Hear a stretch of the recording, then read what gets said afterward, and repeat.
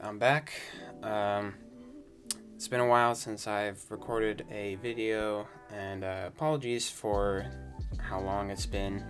I know I haven't been doing much because I have had a lot of schoolwork lately, and it's been taking a lot of time out of my day to work on that, and also just prepping for chess and everything. So I haven't been able to record one of these videos in a while, and I'm glad I'm able to do this again. So yeah, today I'm going to analyze one of my games against a national master in the Washington State Championship that I had just played. So that was basically the good news of the tournament. The bad news of the tournament was that I got 2.5 out of 9. That was probably one of my worst tournaments I've had in about like 2.5 years, which really sucks because it was a very prestigious tournament and I just flopped. I won against the national master, and I drew against a candidate master, and I beat a 1700, and I lost the rest. So yeah, that really sucked. But also, I'm looking forward to the Reykjavik Open, which I'm leaving for tomorrow at this point in time.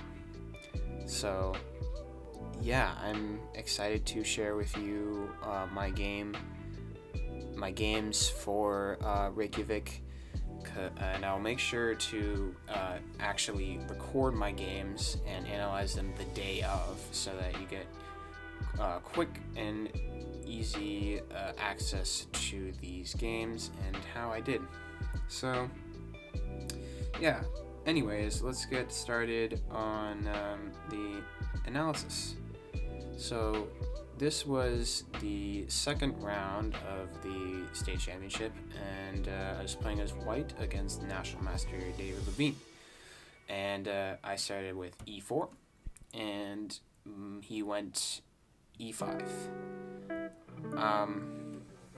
So I also had prepared against him c5, thinking that he was going to go into c5 because there were numerous amounts of prep that I had to prepare for anyway. So I was preparing c5, and he would go into this interesting knight c6 line, which is a little like dubious, but it kind of goes into this Breyer variation with knight f3.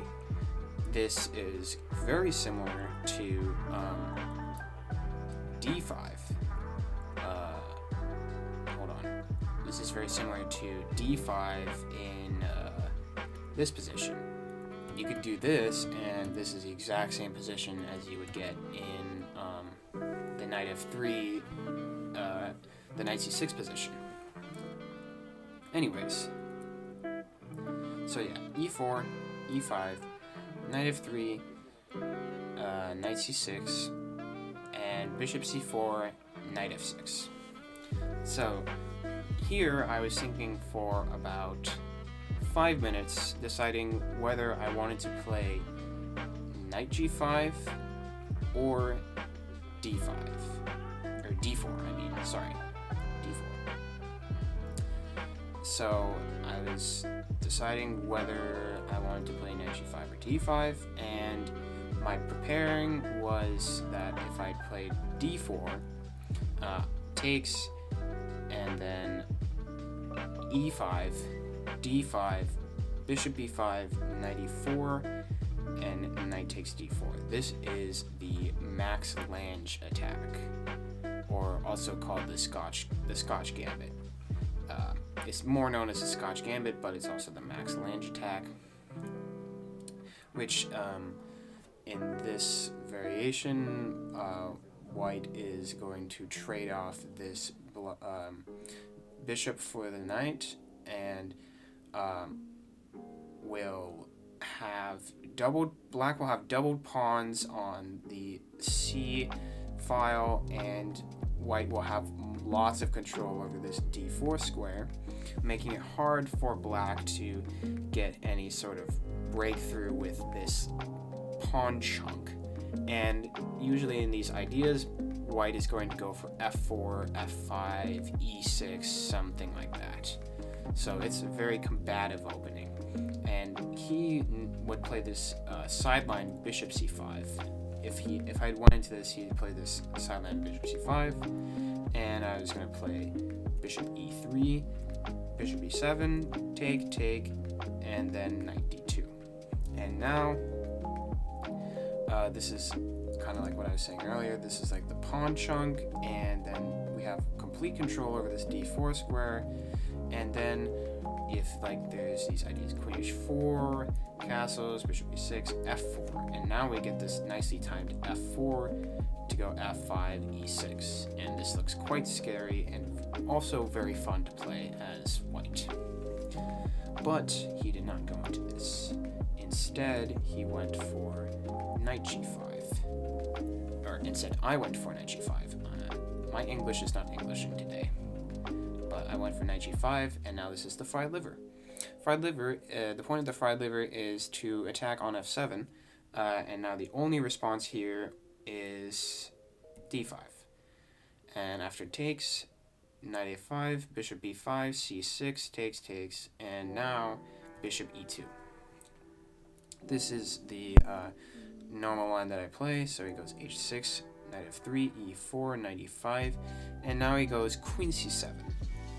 Which I thought was an interesting move. It's an interesting sideline. I had prepared this, so I knew what the ideas were in this position, but this also is the same sort of setup as bishop d6. And in bishop d6, there is ideas, the same ideas occur, d4 takes, queen c7. And now, here I played d4, wait, sorry, not this one. Here in queen c7, I played d4, takes, and then bishop d6, the exact same thing. But why queen c7 is a little bit different is that you have knight g4, which is computer recommended, is after takes, bishop c5, castles, and now white has this bishop instead of the knight. So, yeah, it's a little bit interesting. Instead, I played the normal or the main line d4, takes, and now bishop d6. And now here, it's quite uncomfortable to castle because there's this threat of bishop takes h2. So here you can play something like b3 or g3, but instead I went with h3, which is a little bit of an inaccuracy. It kind of gives all of the edge away that white had. It's just a little mess up in the move order, which makes a lot of sense because here on b3, now after c5, which is the whole idea of the fried liver, is you try and get c5, c4 in, at least in this line, is now knight d2. You can try and like stop this from happening for a little bit, but castles, bishop b2, c4 takes, and now this looks quite comfortable after castling for white. There's a lot of ideas of like bishop f3, or maybe getting this knight somewhere else, like knight here and maybe knight f3. But also black has some ideas of trying to attack the c2 pawn, maybe like bishop f5 and rook c8, hitting the c2 pawn. So there's lots of ideas for both sides in this position. Instead of playing b3, I went with h3. Castles, and now castles. And here he plays rook e8, which is a novelty. There's technically only been one game in the Masters database, but this is not a typical move that you would see in this opening. And I think the point of rook e8 is that there's no queen e1, e4 shenanigans, or also the fact that in this opening he kind of understands that, you know, you have to go for this sort of rook e8, rook d8 sort of attack on this center. But yeah, so the move order is quite important here because there's a lot of mess-ups in the opening that we made. Especially now, I played b3, which is actually a mistake that he didn't punish. He had bishop e5, which would have been a good move, because now I can't play something like bishop b2, because after bishop b2 he can just take, and queen e5, and this looks really good because now this knight is pinned here forever, and you have to play something. Oh, and also this bishop is hit too, so there's like a fork going on here. Yeah, so you're losing a piece anyway. So not bishop b2, but c3, and after c3, there's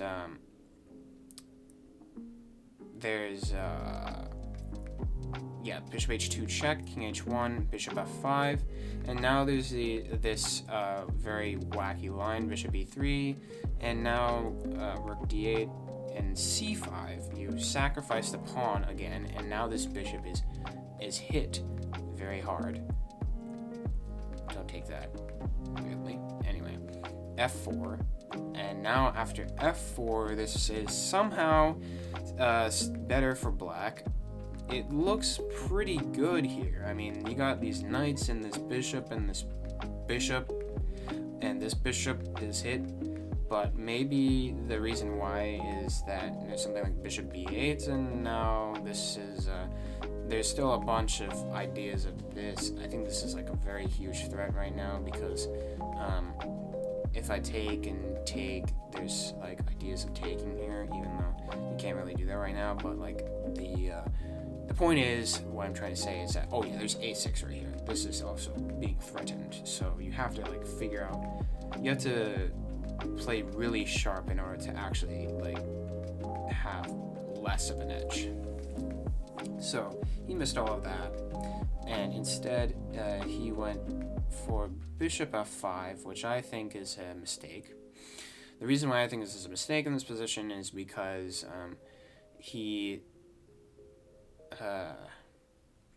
the bishop is not really great here. I think this bishop should go to a6 maybe, or something like a6 or c5 and then bishop b7. So for example here, like let's say after c5, like you could go like bishop b2, c4, this same idea, takes, and then takes, or something like that. It doesn't really matter. What I'm trying to say is that the bishop is, even though the bishop's here, the bishop is now like ready to go to b7 or to a6, rather than in the other position, the bishop is on f5, it's kind of sitting awkwardly there. Yeah. I know it is a move in some, it's a move in some lines, but I don't think it's a move in this line. So he played bishop f5.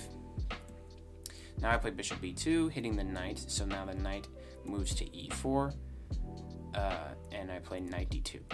Now I'm hitting this knight, and he makes a mistake, knight to g5, and the problem with knight g5 is that he didn't really need to move the knight back. Like, his knight was perfectly fine sitting on e4, and now once he's moved his knight back, he kind of just lost a tempo, meaning that losing a tempo in this sort of position is like losing the pawn that you had sacrificed for to get that initiative that you need in order to maintain the equality. But instead, after moving the knight back, you kind of lose that equality, and now I can just up a pawn for no reason at all. And so now I start attacking here. I play bishop to g4, and now he has to retreat his bishop back to h7. And now, as I said earlier, that bishop's gone to f5 and now to h7, whereas if I had seen him go to a6, it looks way better here, you know, way better trying to attack on this this knight on d3, and I really think this bishop on h7 is misplaced. There's not really much for the bishop to do anymore. So now I go h4, kick this knight. Where does this knight go? The knight goes to e6. Now I go queen f3. And now I have a lot of threats here. There's knight e4. There's knight e4. I'm just kidding. There's rook e1. There's like ideas of taking. And there's not really much for white or for black to do to really maintain any sort of plan here. There's a lot of reactive moves here. And he plays c5, which is a little mistake that I took advantage of, and I played the good move, bishop takes e6. Now, the reason why you can play that now is because he has to take back with the f-pawn. And when he takes back with the f-pawn, there's not one, not two, but three isolated pawns. 3 weaknesses is way more than we need to win any game. Doesn't matter if I'm down a pawn. Doesn't matter if I have a pawn. Doesn't matter if I'm equal material. 3 pawns here is looking for trouble basically. So yeah, this is quite hard to play. And so now I played knight e4, and I'm gonna hit this bishop. And he plays rook f8, attacking my queen. Now I play a little inaccurately. I kind of wanted to play a little tricky move like queen h3, because if he takes the bishop, or if he takes the knight, now I just take this, and then I win this, and this is over. But he plays the correct move, which is bishop f5, and now I play queen e3. So here, this is still, I still have an advantage, but now the bishop is kind of active again. It doesn't really have much of a future, but it's much better placed on f5 than it is on h7. So maybe I could have played better on that, and I should have just let this bishop die on h7. It doesn't really do anything there. There's not really much of a life for it anyway. So he plays bishop h2 check, I play king h1, and now he plays c4. He has some sort of like attack, quote unquote attack building up. He just has a little initiative that he could use, but it doesn't really help him that much out anyway. I play the natural looking move, knight dc5, but also there was a potential for rook ac1, which is sacrificing the knight, and now when you take back, there's this crazy line. I don't even know what's going on here. Queen d4, e5, check, king h2, and you can't take on a5, because if you take on a5, there's queen takes h4, and now you can't really stop mate. So you have to play g3, and now when you move, you can move the rook to d8, and now when I take this again, there's bishop takes and bishop h3, and now you have to sacrifice the rook, or the exchange, back, and this is kind of hard to play for white. I mean, there's a pawn hanging, but there is some like ground stuff. Like there's this a7 pawn that looks like it's gonna be nice to chomp, and this h4 e5 pawn that looks like it's gonna be nice to chomp. But the problem is that black might have some crazy attack going on, and then I lose, or something like that. So anyway, there's that crazy line, but instead I play the natural looking move, knight c5 anyway. After this, he played bishop f4, queen c3, and now queen e7, hitting the pawn. So I played g3, which is the best move, And he goes a little awry with this clever-ish looking move, knight to b7. And now knight b7 says, like, oh, you know, these two knights are looking really awkward here. There's not really much you can do. But this is free. I can take this. Now after takes, you can't take back, because if you take back, oops, you hang mate. So yeah, instead he actually took the pawn with check, and now there are two moves here that you can play. There's king to g1 or king to g2. Find which move is the only winning move. I'll give you some time to think about it.